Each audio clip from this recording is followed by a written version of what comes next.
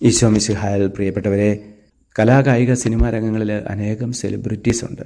അവരെയൊക്കെ അനേകർ അനുഗമിക്കാറുണ്ട്, അനുകരിക്കാറുണ്ട്. അതിൻ്റെ ഭാഗമാണ് ഫാൻസ് ക്ലബ്ബുകൾ. അങ്ങനെ അവരെ അനുഗമിക്കുന്നതിൻ്റെ പേരിൽ ആർക്കും ഒരിക്കലും സഹിക്കേണ്ടി വരുന്നില്ല. അവർ വളരെ ഉല്ലാസത്തോടെ, ആഹ്ലാദത്തോടെയാണ് ക്ലബ്ബുകളിൽ പ്രവർത്തിക്കുന്നത്. എന്നാൽ ലോകത്തിലെ ഏറ്റവും വലിയ സെലിബ്രിറ്റിയായ ഈശോയെ അനുഗമിക്കുക അത്ര എളുപ്പമുള്ള കാര്യമല്ല. അവിടെ തന്നെ പറഞ്ഞിട്ടുണ്ട്, അനുഗമിക്കാൻ ആഗ്രഹിക്കുന്നവൻ സ്വയം പരിത്യജിച്ച് കുരിശുമെടുത്ത് ഈശോയുടെ പിന്നാലെ പോകണം.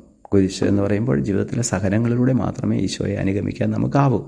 സ്വർഗത്തിലേക്കുള്ള വഴി വീതി കുറഞ്ഞതാണ്, ഞെരുക്കമുള്ളതാണ്. വിശാലമായ വഴിയിലൂടെ സുഖമായി നടക്കുന്നവർ നാശത്തിലേക്ക് നടന്ന് നീങ്ങുന്നത്. സഹനങ്ങളിലൂടെ നമ്മൾ കടന്നു വരുമ്പോൾ നമ്മളിൽ വിശുദ്ധീകരണം നടക്കുന്നുണ്ട്. ഇന്നത്തെ വചനം പറയുന്നത് അതാണ്. സ്വർണം അഗ്നിയിലാണ് ശുദ്ധി ചെയ്യപ്പെടുന്നത്. മനുഷ്യൻ ശുദ്ധനാകുന്നത്, വിശുദ്ധീകരിക്കപ്പെടുന്നത് സഹനത്തിലൂടെയാണ്. അങ്ങനെ നമ്മൾ വിശുദ്ധീകരണം നടന്ന് നല്ല ഫലങ്ങൾ പുറപ്പെടുവിക്കുന്നവരായി മാറുന്നു. വെട്ടി മുറിച്ച് നിർത്തപ്പെടുന്ന മുന്തിരിച്ചെടിയിലാണ് അനേകം ഫലങ്ങളുണ്ടാവുന്നത്.